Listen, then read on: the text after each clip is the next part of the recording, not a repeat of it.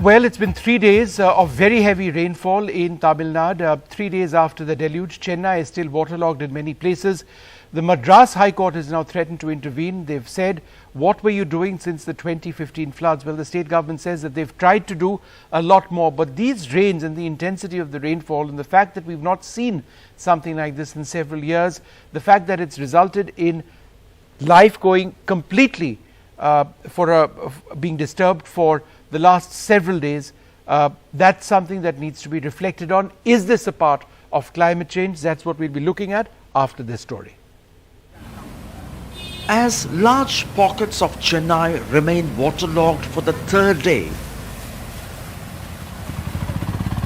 the Madras High Court warned the Chennai Corporation that it would take up the issue if the situation does not improve by Saturday.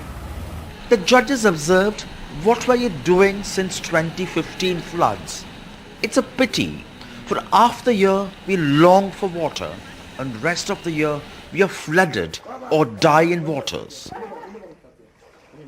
As Chennai Corporation deployed 41 rescue boats today at vulnerable points amid very heavy rain forecast, Chief Minister M.K. Stalin blamed the AIADMK government that was in power for 6 years since Chennai floods.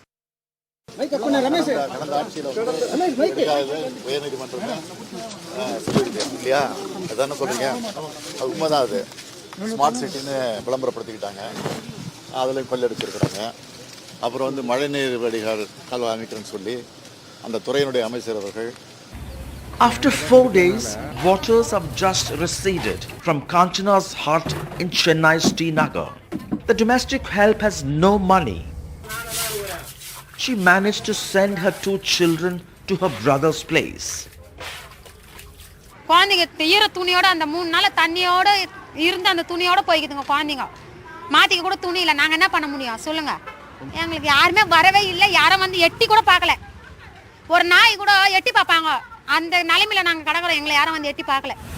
At Mambalam, a residential hub, waters are still ankle to knee deep. For 60-year-old flower seller Sundari, things are turning difficult.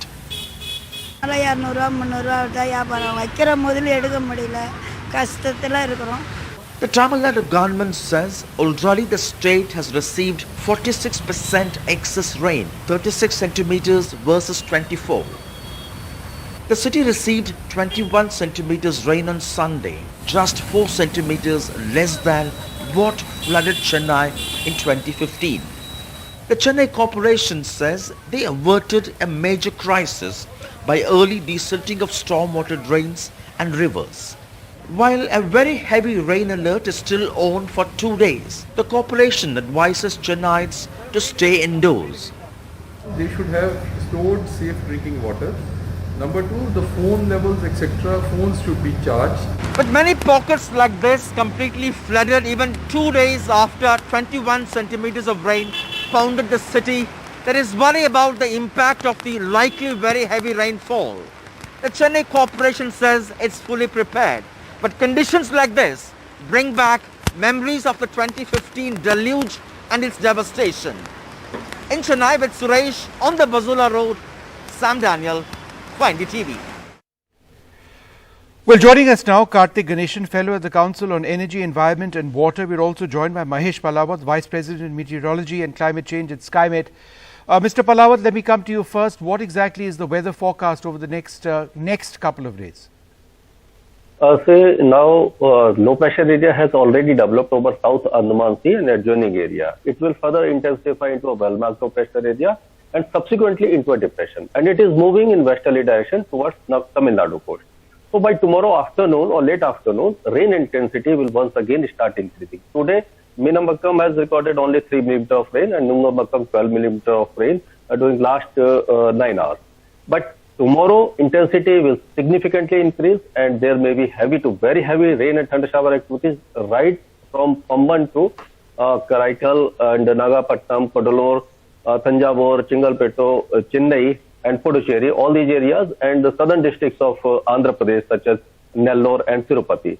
So 3-digit rainfall cannot be ruled out, and these rain activities will continue until afternoon of November 11.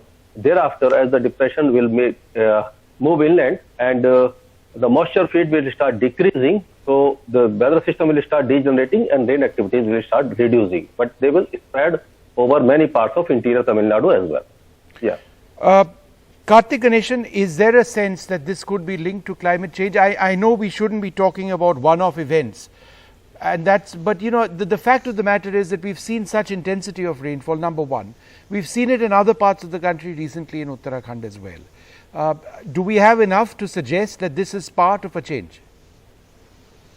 I mean, Vishnu, as you've rightly said, you know, you can't attribute one-off events. You know, there has to be like a detailed assessment. You know, but if you ask any expert who works in the area of climate change and studying extreme events, we do find that the frequency of these extreme events has increased significantly over the last even decade. You know, within, for instance, the major metropolitan areas of the country. For instance, in Chennai since 2015, this is at least the third flood, right? I think 2015 was, of course, the really severe one. No denying that. And I think, the monsoons are still, I mean, whether it's the retreating monsoons or the southwest monsoons, are still a phenomenon that's being studied. One would argue that, this is definitely the cyclone period for the country, right? This is very much within that period. So in that sense, it is a normal occurrence.